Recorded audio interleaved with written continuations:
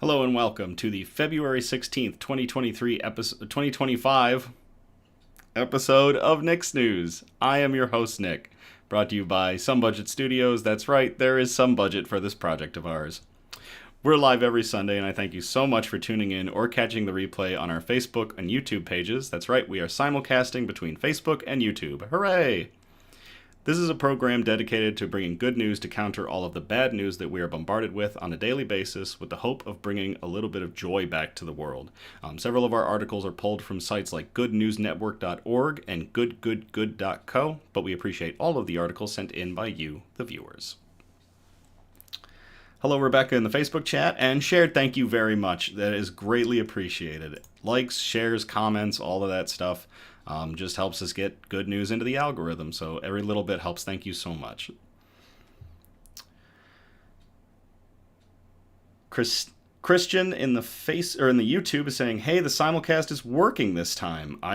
Oh yeah. The last episode, man, it was like all over the place. YouTube kept being fine, and Facebook was like, "I don't want you to stream today," and I'm like, "I'm gonna beat you into submission." So it worked. So let's start off with our news brew. Hello, Cassidy in the Facebook chat. So this is going to be possibly the last of the boxed beers for a little bit. While I was out looking for beers at a nice place nearby called Cloud9, I managed to find this gem. This, and I'll try to get the camera to zoom in on it. This is Cold Smoked Cherry Darkness Imperial Stout by Surly Brewing Company. This is a 2023 variant of their Darkness line of beer. And I did several of the Darkness line throughout last year, and this is the last one that I think I'm going to be able to find for a while. So, a boxed beer.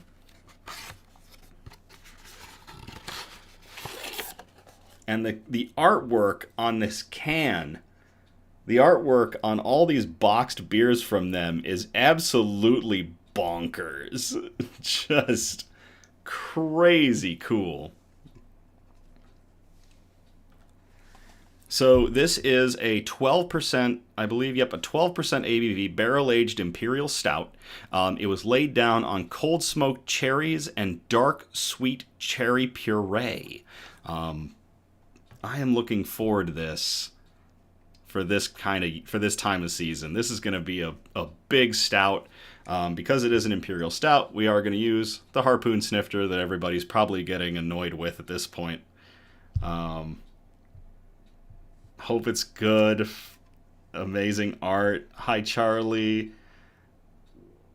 Yes, hello, everybody. All right, so we don't need the Balisong bottle opener because we got a beer. Hi, Chris in the YouTube.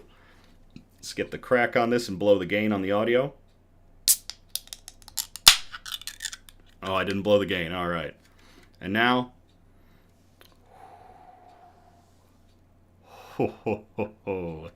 let's get into the theatrics of a 20-30 second pour. Oh my gosh. It just pours darkness.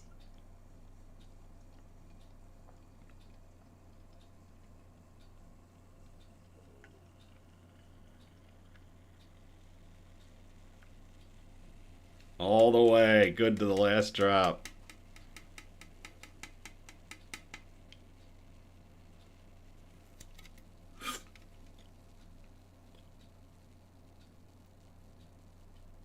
This is going to be a good beer.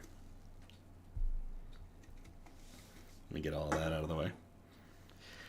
I think it looks like it has a purple tint just because of like the monitor lighting. The actual color of it is extremely dark brown, and there maybe was a little bit of red to it.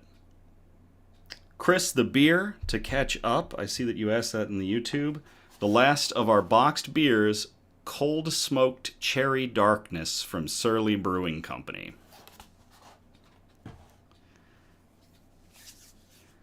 Shoutouts. Fox and Hen Winery is going to be hosting its opening day of the 2025 season on Saturday, February 22nd. If you want some fine wine or cider, Fox and Hen Winery is located between downtown Grand Haven and Allendale and specializes in small batch wines and ciders that reflect the Lake Michigan climate. You can check them this Saturday from 1 p.m. to 8 p.m. For their official season opener. So to Fox and Hen for opening up for their 2025 season on this upcoming Saturday, February the 22nd. Cheers.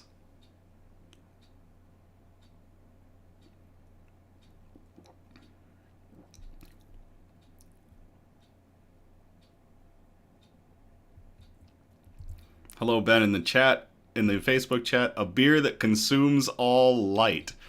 Rebecca would have this beer if she could. Charlie says it's beautiful. And I agree. It's smoky, it's cherry, but it's not like... So I have another beer that's on my do not drink list is cherry beer. On a trip that I took to the Outer Banks many years ago, I drank way too much cherry ale, and ever since a lot of cherry beer is done with tincture or or extract, and it doesn't come out right. It's got a very chemical taste to it. This is not. This tastes fantastic. Fantastic. We've got a good beer. All right, some other shout-outs. A belated happy birthday to Nick's Newsie, Cassidy. Cassidy celebrated their birthday on the 13th of February. So to Cassidy, sorry that we missed it, and cheers.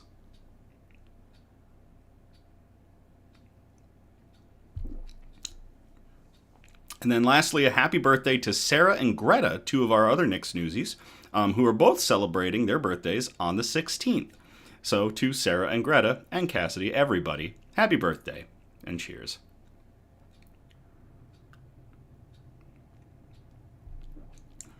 Oh. Can you imagine the smokiness of bacon? I don't know how they smoke cherries, but I feel like the cherries were smoked with bacon because it's got that smoky meat kind of scent to it, and I'm fine with that in a beer. Holy crap. Oh. All right, news quote. You are never too old to set a new goal or to dream a new dream. That comes from Clive Staples Lewis, who's better known as C.S. Lewis, who was a British writer, literary scholar, and an Anglican lay theologian, who is best known as the author of the Chronicles of Narnia series. So again, you are never too old to set a new goal or to dream a new dream. And I think we all need to remember that around this time. So to C.S. Lewis, thank you very much for the Chronicles of Narnia and your other works, and for that quote. Cheers.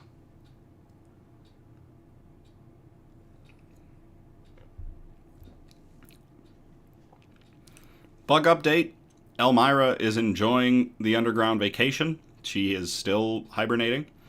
Sue is a surly little monster, and he's completely shifted his cycle to avoid me.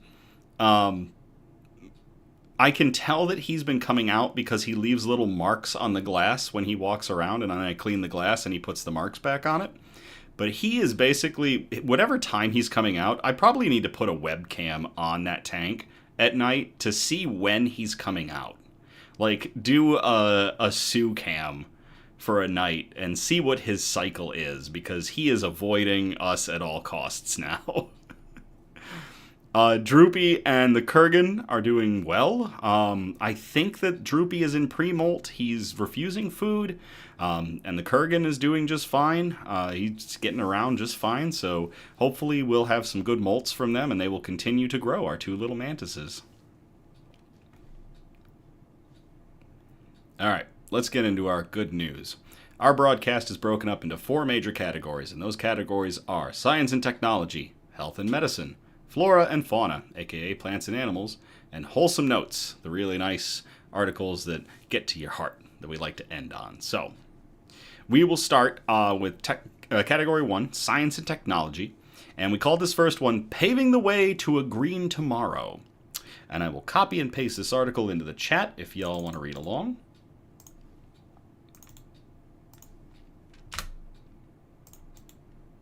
Hey, Mary Jane in the Facebook chat.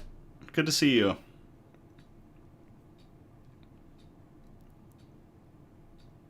Hey, Riven in the YouTube. I'm rooting for Droopy. So, I don't know if you caught it, Riven, but Droopy and the Kurgan have been separated.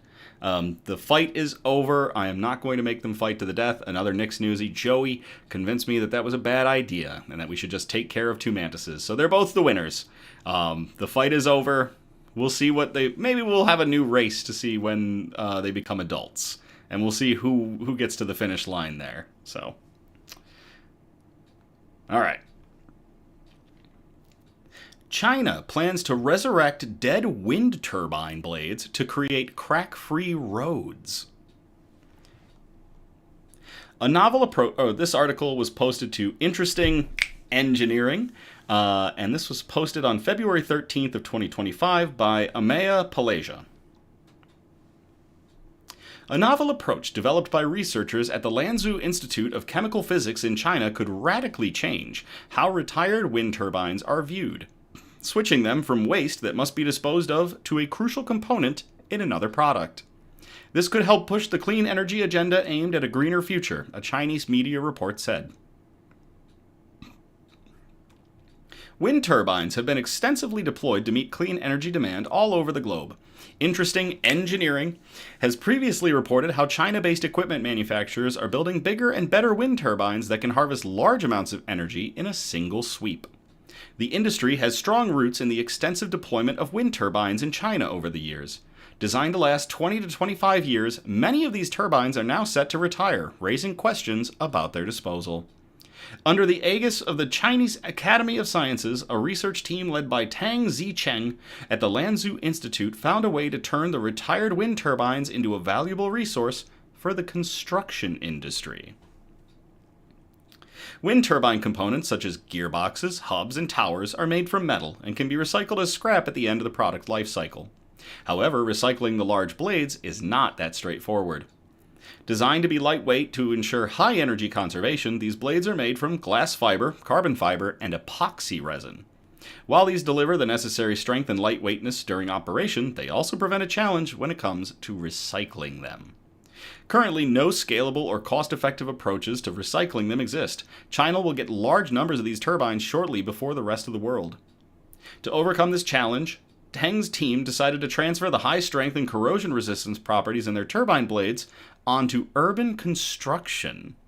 Using a mix of physical crushing and chemical treatments, the team successfully incorporated the turbine blade components into cement and asphalt mixtures. If you have been watching our programs, you are aware of how cool I think concrete is. I did a couple of papers and research assignments on it in college. I honestly had aspirations to be a civil engineer at one point, but my schooling took me a different direction.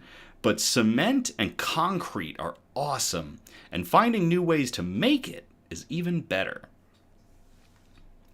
The modified mixtures were then trialed at a small section of the Qingfu Highway in the Lanzhou in Gansu Province in northwest China in September of 2024. This was achieved in collaboration with a local construction company, which was confirmed that the built pavement showed promising results even after over 5 months of construction. According to the report, the section has not shown any cracks or material detachment even after 5 months of usage, proving that the material can be used in such applications. The researchers are now working to demonstrate their technology on larger scale projects and have teamed up with private industry and research organizations to take this further. In the long run, they intend to develop a scalable and reliable method to deal with wind turbines that reach the end of their life cycle. Tang is confident that in the future the technology could be used to repurpose aging wind turbines into more valuable resources for other industries too.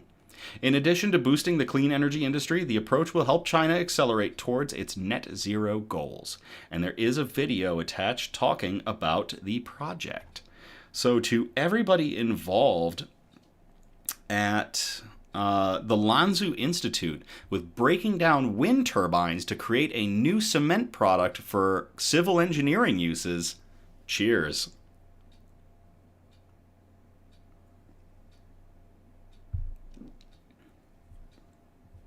That's a good beer.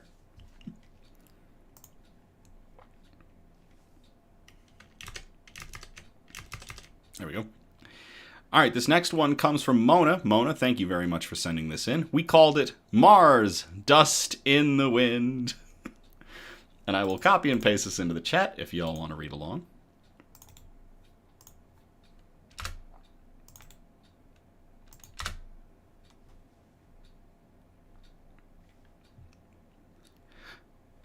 Shasta High students' Mars project selected by NASA for high-altitude tests. This was posted to KRCR ABC. It was posted on February 13th of 2025 by Ashley Harding and Mike Mangus.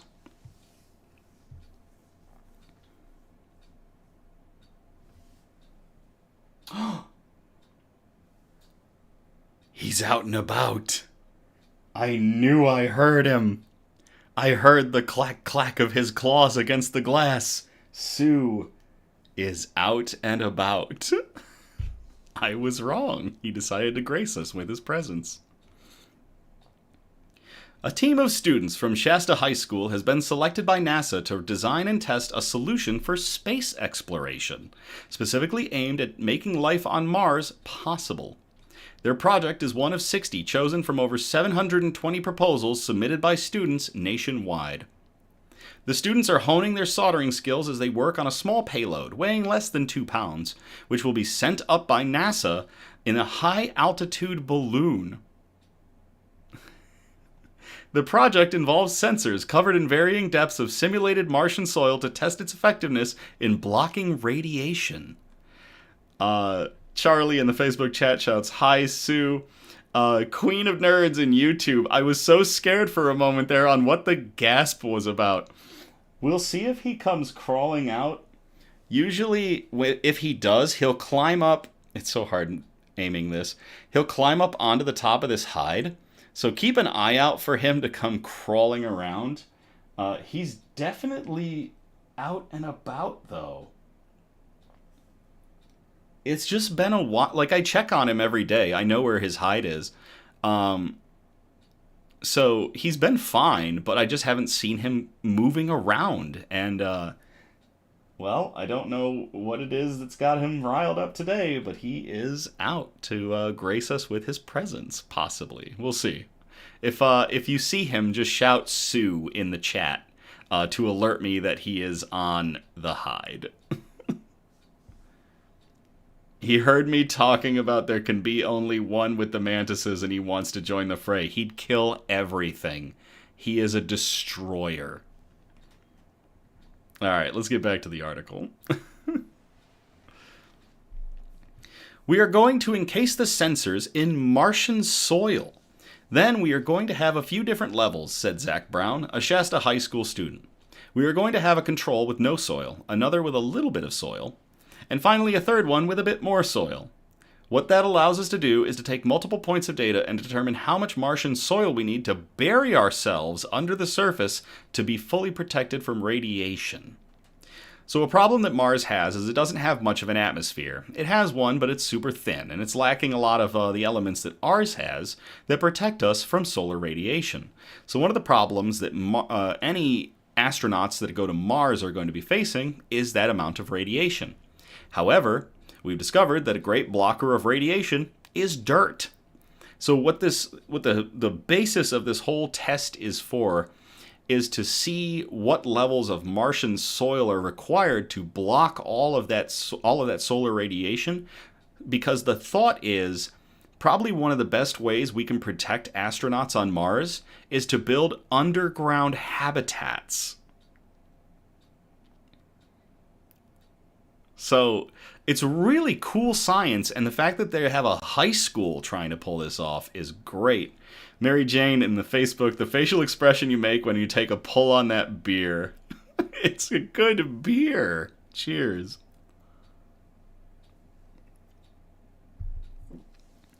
All right, back to the article. We are going to do experiments on the Geiger counters to see if we need the protective case or if it is more space efficient in the box with the non-case Geiger counters, said Nicholas Wood, a Shasta High student. Quinn, a member of the team, said one of the biggest challenges is working with the strict weight and size limits to include the computer, memory, soil, sensors, and a camera.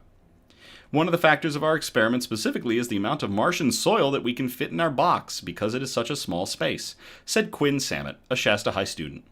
We have to account for the Geiger counters. I think one of the hardest parts is going to be the math of how to fit everything in the box. All 60 projects will be sent up in a balloon, which will eventually collapse at over 70,000 feet.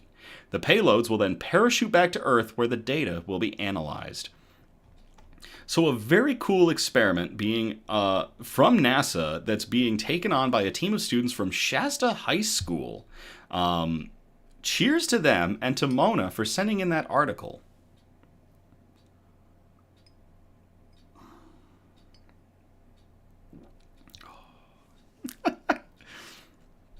It really is cool science. When I was in college, one of the classes that I had, a engineering design course, we actually did tackle a couple of different ideas for some NASA stuff.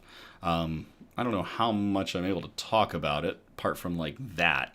But it's really cool seeing high school students being able to get into this, starting to do the math, starting to look into very advanced sciences like radiation, Geiger counters, soil. So this is really cool. Thank you, Mona, for sending that in.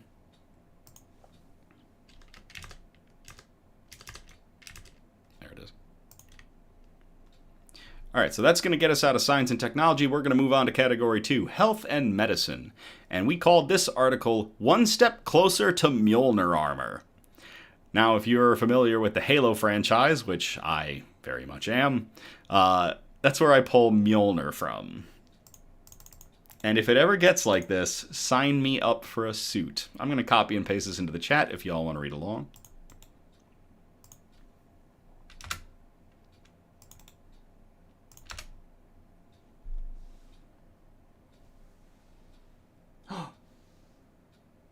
Do y'all see him? I heard him. Oh, I can see him in the camera. Oh, he just fell away. I wonder what the delay is if anybody's been watching that tank. I just saw him. I think the camera... Oh, there it is. There's the delay. Producer Donna spotted Sue. Awesome. I'm glad he's out and about. He's chonky. Oh, he's climbing back up. All right. I think the camera might be trying to zoom in on him. It probably likes him more than me. But let's get to this article. Robotic exoskeletons aid in mountain climbing and elderly care. This was posted to the Global Times on February 11th of 2025 by Xinhua.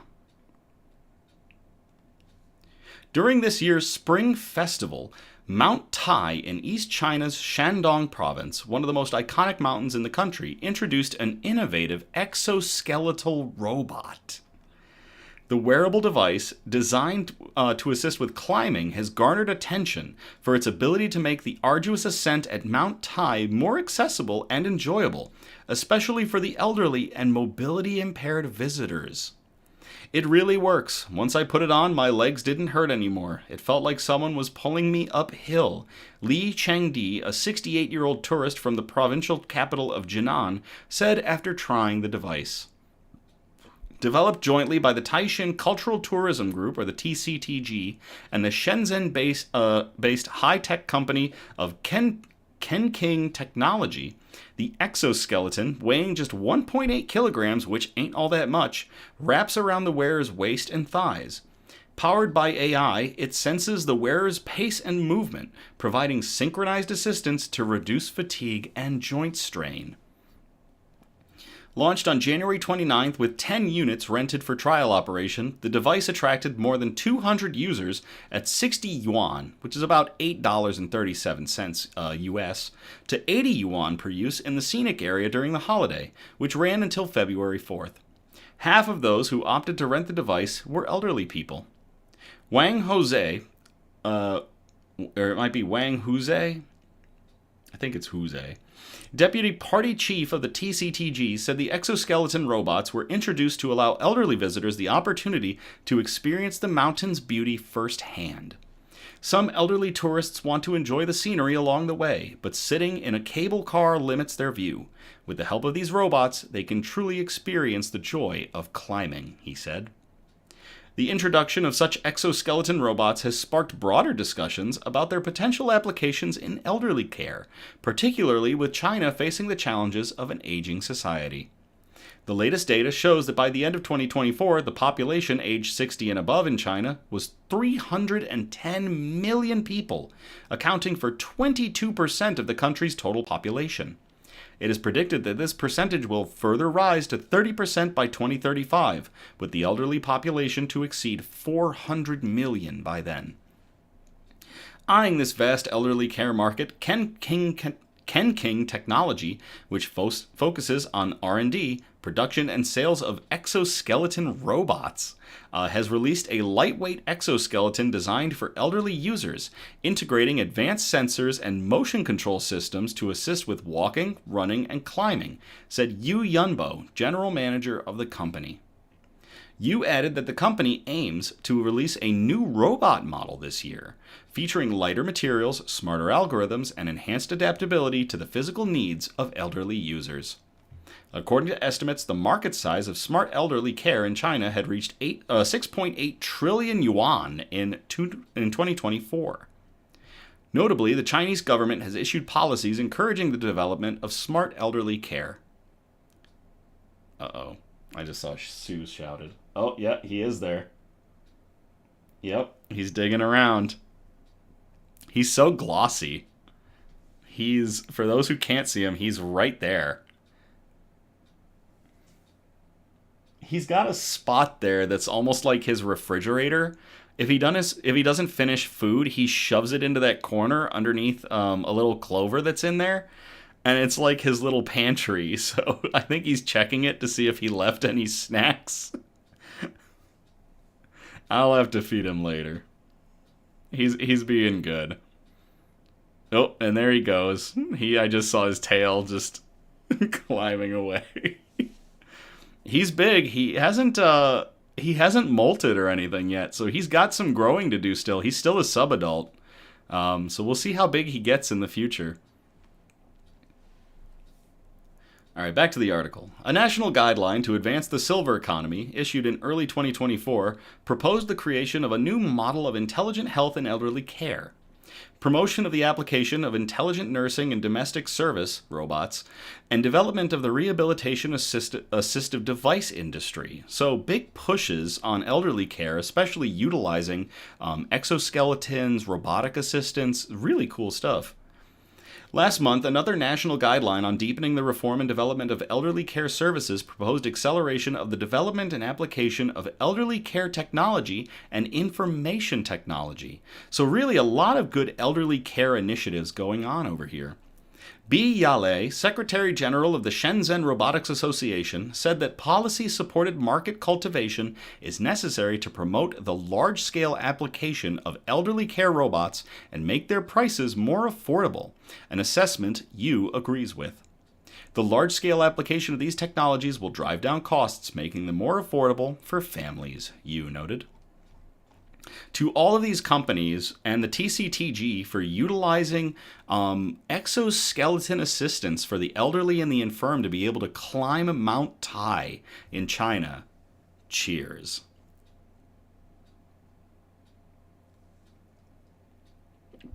Oh, I just looked and I see him climbing back there again.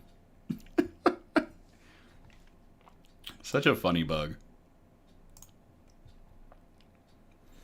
All right, that's going to take us out of health and medicine. We're going to move on to category 3, flora and fauna, aka plants and animals. How appropriate that Sue is walking around while we get into this topic. You just chilling, bud? He's just chilling. All right, we called this first one Buzz Off. And I'm going to copy and paste this into the chat if y'all want to read along.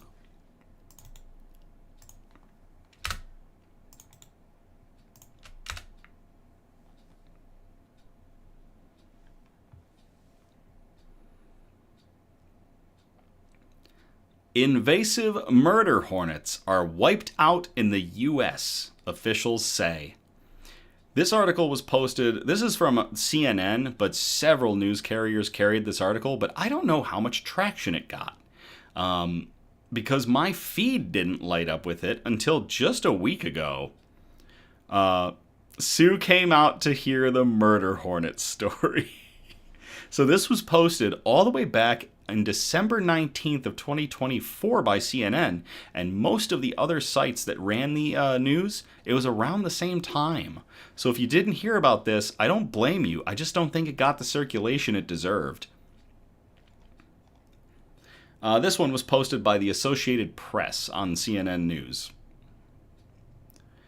The world's largest hornet, an invasive breed dubbed the murder hornet for its dangerous sting and ability to slaughter a honeybee hive in a matter of hours, has been declared eradicated in the U.S., 5 years after being spotted for the first time in Washington state near the Canadian border.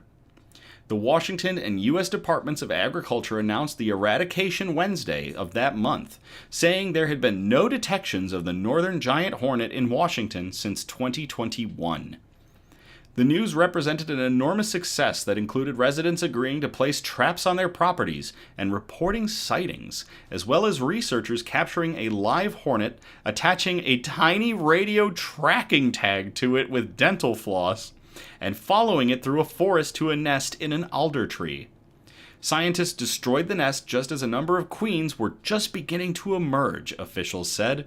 So that's cutting it close. I've got to tell you, as an entomologist, I've been doing this for over 25 years now, and it is a rare day when the humans actually get to win one against the insects. Sven Spitziger, Pest Program Manager of the Washington State Department of Agriculture, told a virtual news conference. The hornets, which can be 2 inches long and were formerly called Asian giant hornets, gained attention in 2013 when they killed 42 people in China and seriously injured 1,675 people. In the U.S., around 72 people a year die from bee and hornet stings, according to data from the National Institutes of Health. The hornets were first detected in North America in British Columbia, Canada, in August of 2019 and confirmed in Washington state in December of 2019, when a Whatcom County resident reported a specimen. A beekeeper also reported hives being attacked and turned over specimens in the summer of 2020. The hornets could have traveled to North America in plant pots or shipping containers, experts said. DNA evidence suggested the populations found in British Columbia and Washington were not related and appeared to originate from different countries. There have also been no confirmed reports in British Columbia since 2021, and the nonprofit Invasive Species Center in Canada has said the hornet is also considered eradicated there. Northern giant hornets pose significant threats to pollinators and native insects. They can wipe out a honeybee hive in as little as 90 minutes, decapitating the bees and then defending the hive as their own, taking the brood to feed their own young. The hornets can sting through most beekeeper suits. They actually have a massive stinger by comparison to their size, and that's the problem. Like, standard beekeeper suits do not stand up to just how much force they can jab something with that stinger. It delivers nearly 7 times the amount of venom as a honeybee, and it can sting multiple times. At one point, the Washington Agriculture Department ordered special reinforced suits from China, where they're normally tackling it over in, Asian countries. Washington is the only state that has had confirmed reports of the northern giant hornet, and trappers found 4 nests in 2020 and 2021. Spitziger said Washington will remain on the lookout despite reporting the eradication. He noted that entomologists will continue to monitor traps in Kitsap County, where a resident reported an unconfirmed sighting in October, but where trapping efforts and public outreach have come up empty. So far, nothing else seen. He noted that other invasive hornets can also pose a problem. Officials in Georgia and South Carolina are fighting yellow-legged hornets, and southern giant hornets were recently detected in Spain. Forgot to silence that. We will continue to be vigilant, Spitziger said. So, murder hornets, or northern giant hornets, eradicated in the U.S. It was big news. It is big news. A lot of folks know them from the videos of seeing them absolutely decimate honeybee hives, but they destroy everything. They're very obligate feeders. They destroy several pollinator species to feed their own young. Butterfly larvae, the caterpillars, moth larvae, like pretty much any insect prey they can get their jaws on, they will take back to the hive. So they're just really good and specialized at destroying honeybees too. So this is huge. So to everybody involved in Washington and British Columbia with preventing the spread and eradicating northern giant hornets from the United States and from British Columbia, Canada, cheers.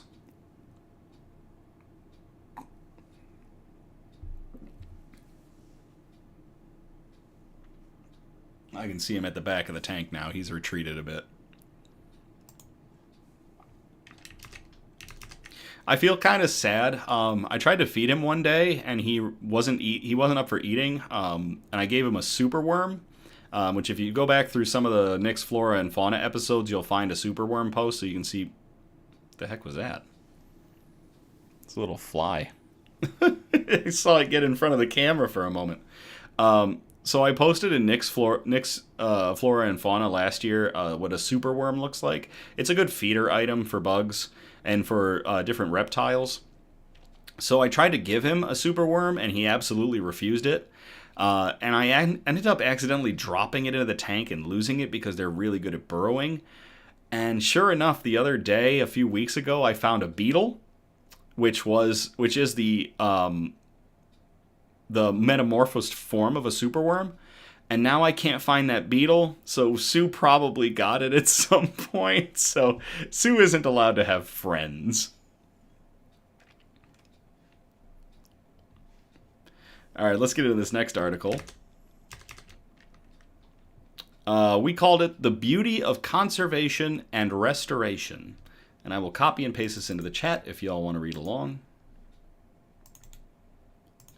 I am also not going to lie.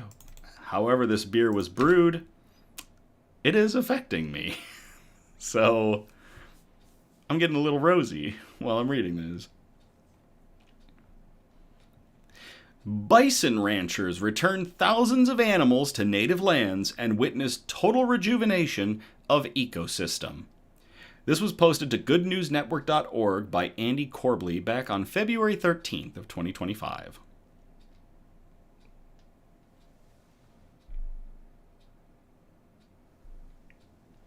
I just hear him. He's just clacking along. He just punches the glass as he walks. like he's ringing the glass like, hey, you gonna feed me? You gonna feed me?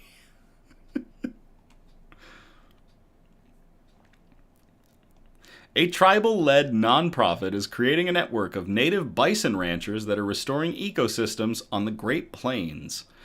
Restoring native ranchers' connections with their ancestral land and restoring the native diet that their ancestors relied on. Called the Tanka Fund, they coordinate donors and partners to help ranchers secure grazing land access, funds needed to install and repair fencing, increase their herd sizes, and access markets for bison meat across the country. That's the human part of the story, but as Dawn Sherman, executive director of the Tanka Fund, told Native Sun News, they're buffalo people, and these four-legged 2,000-pound cousins are equal part protagonists. The return of the bison means the return of the prairie, one of the three great grassland ecosystems on the planet, of which just 1% remains as it was when the Mayflower arrived in the United States. Bringing buffalo back, well, when they arrived on a country that would later be known as the United States. I apologize.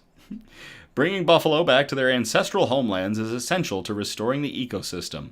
We know that the buffalo is a keystone species, said Dawn Sherman, a member of the Lakota, Delaware, Shawnee, and Cree.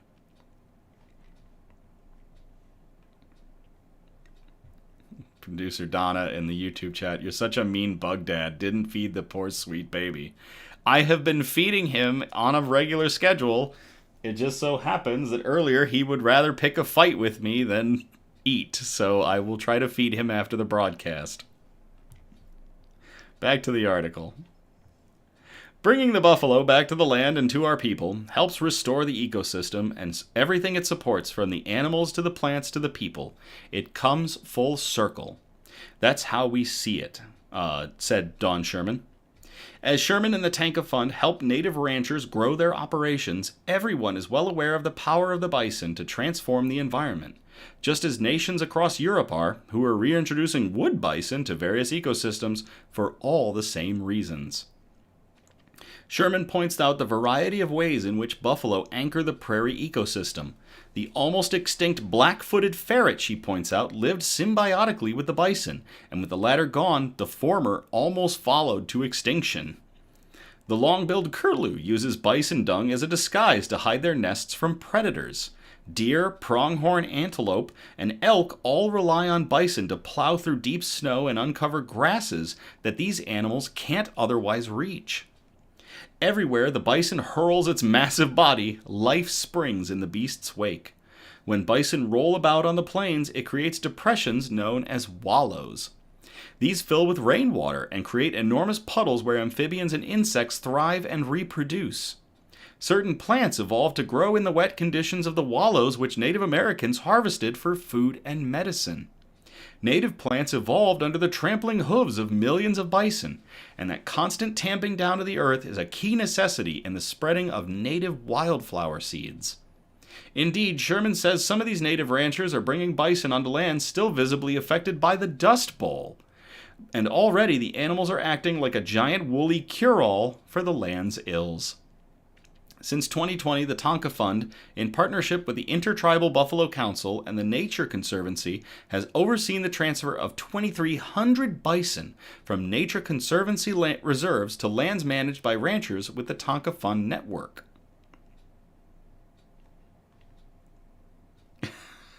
Oh, no. No, Mary Jane. Absolutely not. Mary Jane in the Facebook chat just said, "Think you should bring out Sue, prop him up on your shoulder." Sue and I do not have that kind of relationship. When I purchased Sue, the previous owner, which was a pet shop, had said that they handled him without issue. I have not been able to garner that kind of respect from this animal. I'm going to continue to work with him, but he and I are not in a place where I would comfortably put him on my hand. He is extremely grabby, and one of the big things about Asian forest scorpions is they don't have very powerful venom. It's no worse than a bee sting, and I've been stung by tons of bees and hornets in my lifetime. So they're not normally very sting heavy, but their claws are very powerful. He is very sting crazy. So I don't want to try to hold him and just have him be jabbing me over and over and over if I make a mistake. So I'm going to work up to potentially having him rest on my hand, but I would never put him up on my shoulder. Another big thing for them, they don't have the best claws on their legs for climbing on a person. I don't want to risk him falling off because they're very mobile when they're out and about. He's been doing laps in the tank. I keep spotting him. Yeah, he's doing another lap right now, and I don't want to try to risk putting him up there. It would be funny, but not yet. Producer Donna, Sue fights with Nick and digs holes to hide Nick's body. Yep, he does. Alright, back to the article. The more animals that we can get, the more of that prairie we can restore, said Don Sherman. We can help restore the land that has been plowed and has been leased out to cattle ranchers. And there is a video attached about the Tanka Fund if you want to watch that. So to everybody at the Tanka Fund for the restoration of bison to their land, the buffalo returning to the prairie, and all of the nature that springs up, this crazy combination of conservation and restoration. Cheers.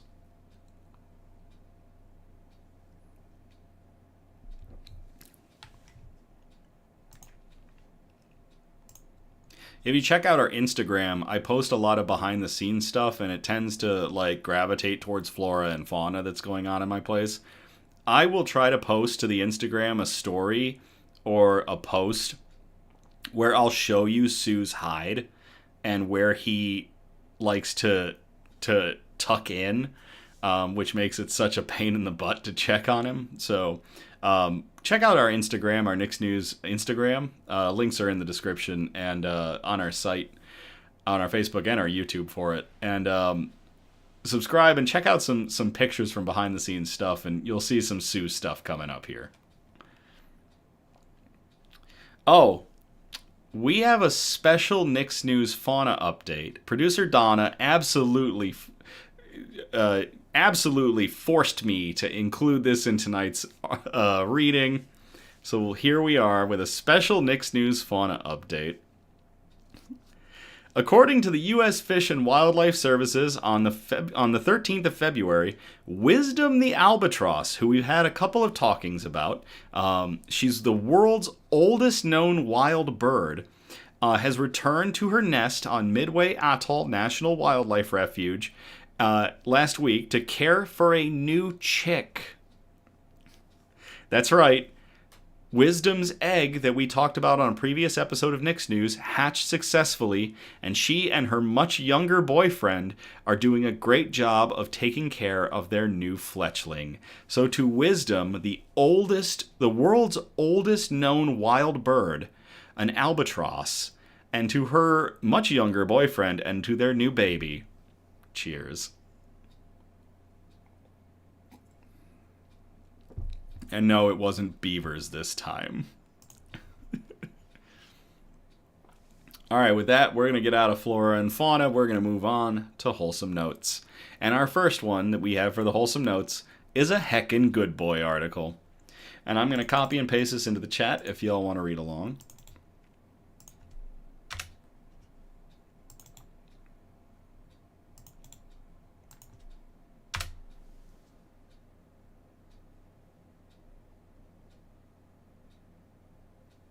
I'm not sure where he went to. The emotional moment, a dog was returned to its owners 7 years after being stolen. This was posted to goodnewsnetwork.org on February 12th of 2025 by Andy Corbley. An English family has been reunited with their beloved Labrador, Daisy, who was stolen from their front lawn 7 years ago. Their tireless search and advocacy for their lost family member attracted the attention of a British celebrity and even helped steer a law through Parliament. But the ultimate reward for the devotion to their lost dog was the chance to see her again, elderly and slightly battered, but alive and loving. In 2017, a truck arrived in front of Rita and Philip Potter's Norfolk house. 2 men hurriedly leapt out, grabbed Daisy, and stuffed her into the back of the truck, a despicable act seen by neighbors. Ruling out the possibility that Daisy got lost in the woods somewhere, the Potters contacted the police and urged a response. An RSPCA search in Somerset, 200 miles and 7 years later, has recovered a 13-year-old Daisy, who was likely the victim of an illegal pet breeding operation. A quick microchip scan, and Daisy was on her way home. We kept a photograph on the mantelpiece and would look at it every day thinking of her and where she might be, Mrs. Potter told the BBC. It is an absolute dream come true that the RSPCA found her and returned her to us, where she belongs. We are so grateful, said Mrs. Potter. Following Daisy's abduction, the Potters were active in the press and social media trying to ensure anyone who might have seen the dog understood where she had come from. Tom Hardy, the A-list action star from Dark Knight Rises and Inception, and also Venom, shared their post on his X account. The Potters then collected 100,000 signatures on a petition for greater government action to fight pet crime. The Pet Abduction Act changed the UK sentencing guidelines, making it a criminal offense with a prison sentence of up to 5 years. Fantastic. Previously, pets were considered property, and abducting them was punished under the UK's 1986 Theft Act. During the RCPSA's RSPCA's investigation, the owner agreed to turn Daisy over to the organization, explaining they had only had her for a few years and didn't know she could have been stolen. I'm going to call bullshit, but okay. At their facility, a microchip scan revealed Daisy's provenance, and the call to the Potters was an emotional one. They were obviously shocked, but elated at the same time, said RSPCA Inspector Kim Walters. I was a bit choked up from listening to them, and clearly how much they loved her, so it was great telling them that we would get her back home soon. Now in her golden years, and with several health issues from a half-decade of maltreatment, the Potters look forward to loving, spoiling, and caring for Daisy. To the RSPCA for locating Daisy the Labrador after 7 years since she was stolen, and to Daisy and her family who never gave up. Cheers. You're a heckin' good girl, Daisy.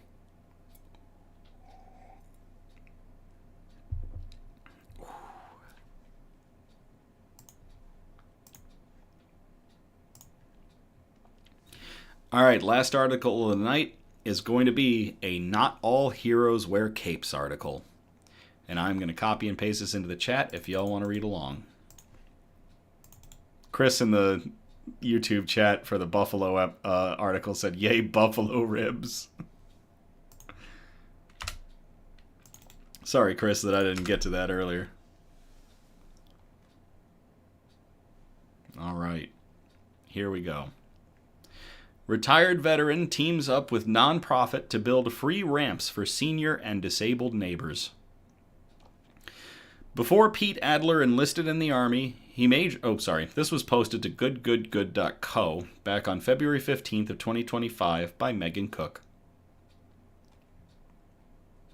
With that out of the way, before Pete Adler enlisted in the Army, he majored in architecture.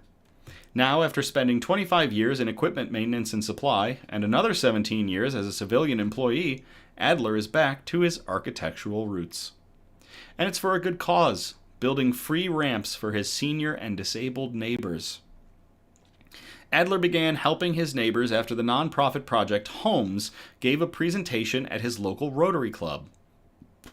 In an interview with Women's World, Adler recalls the representative saying, "Too many seniors and disabled individuals need ramps, but they can't afford them." That's when Adler reached out to his clergy so that they could start building ramps for neighbors in need. "I feel this is my calling, and I'd like to start a crew," he told fellow church member Karen Scott, who was eager to jump in and help. Adler's group of volunteers has only grown with time. Now, when he pulls up to a house for an installation, he has about a dozen people by his side to haul lumber, work the saws, and assemble the deck. "It's turned into an amazing ministry service," Adler said. "I really enjoy the process and the teamwork, and figuring out the best solution for people in need. When a recipient can afford it, they are only charged with the cost of the materials. If they need help covering the cost, Project Homes steps in to pay the full price, which is usually around $2,000. In their 2024 Impact Report, Project Homes devoted a full-page spread to Pete the Ramp Champ and his achievements. Adler and his team of volunteers from Grace Lutheran Church have transformed lives by building over 500 accessibility ramps for households in need, the nonprofit wrote. Lieutenant Colonel Adler has gone from building 1 ramp per weekend to completing 3, sometimes 4 ramps each week across the Tri-City area. 71-year-old Juanita Barnes is one of the 500 neighbors that Adler has helped through Project Homes. After a stroke and a heart attack, Barnes found it difficult to navigate the stairs with her walker. She was confined to her home for months, getting groceries delivered and calling doctors to her door, until Adler and his team swooped in to help. "Now I can go where I need to go," Barnes said. "Pete and the others were a true blessing." And there are a couple of posts regarding Pete Adler and his accomplishments, along with Project Homes. So, to Lieutenant Colonel Pete Adler, for all of the work you are doing, building ramps for the folks who need it.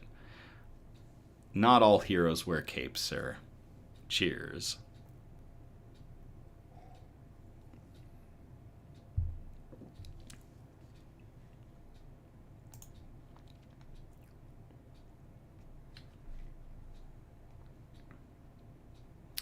Well, that is going to wrap it up. We had 7 amazing articles. I want to thank everyone so much for everything that you sent in this last week, and previously, all the articles that we've been looking at. Thank you again for tuning in or catching the replay on the Nix News Facebook and YouTube page. Again, we're live every Sunday, so our next episode is going to be on February 23rd, 2025.